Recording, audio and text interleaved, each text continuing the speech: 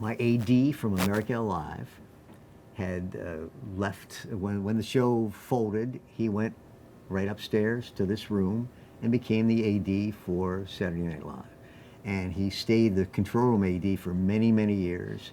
He was ready to retire, but they talked him into being the master control AD. So he sort of controlled the show when it's on the air, while the real action starts in here.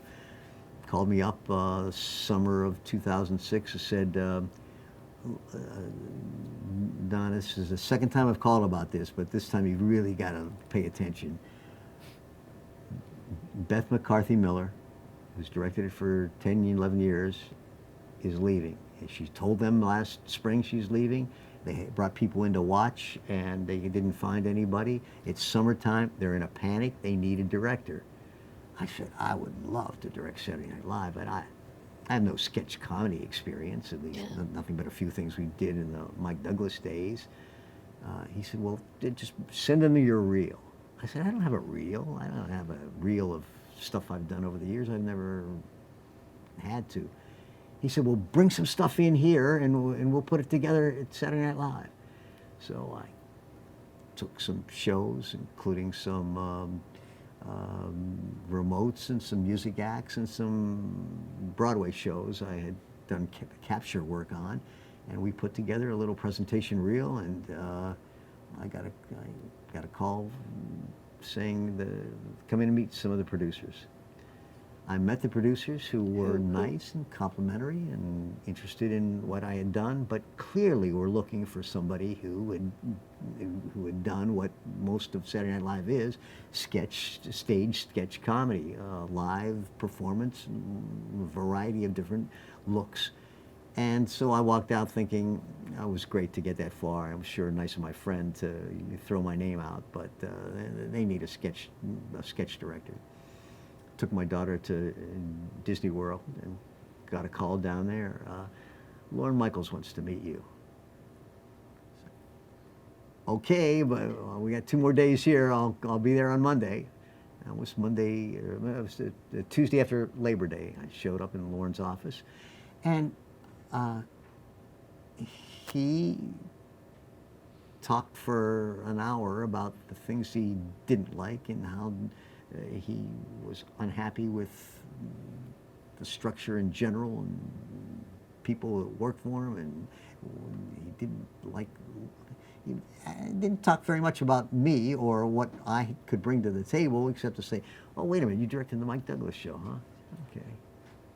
And we talked a little bit about Mike and a little bit about talk shows, and I left thinking once again it was pretty cool to get that far.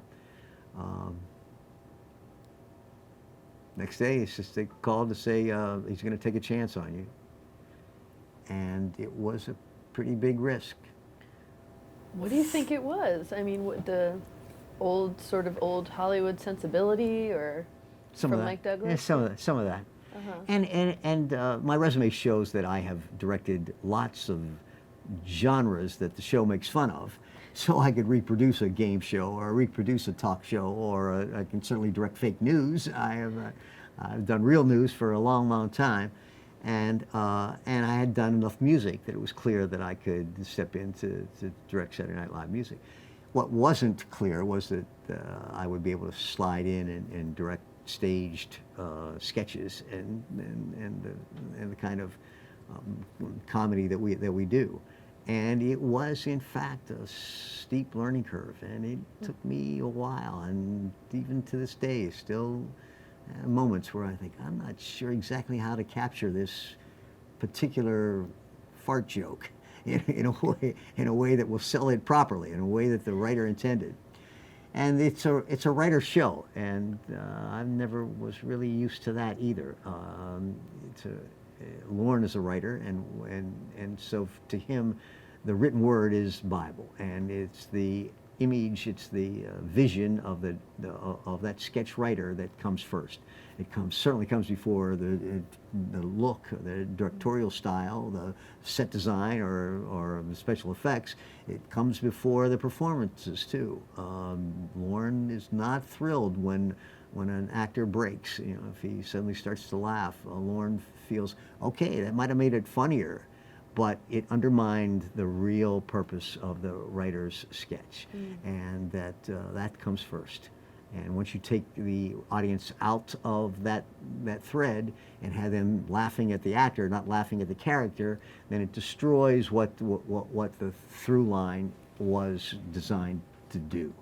And so my ability to take the written word and say, here's how I can serve it, and here's how I can make that writer's image come to life as clearly as possible. It was a steep learning curve, and I once again took a risk I probably shouldn't have, but I'm so glad I did. It's by far the best job I've ever had. It is, yes, a high mountain to climb, but it is so much fun climbing that mountain.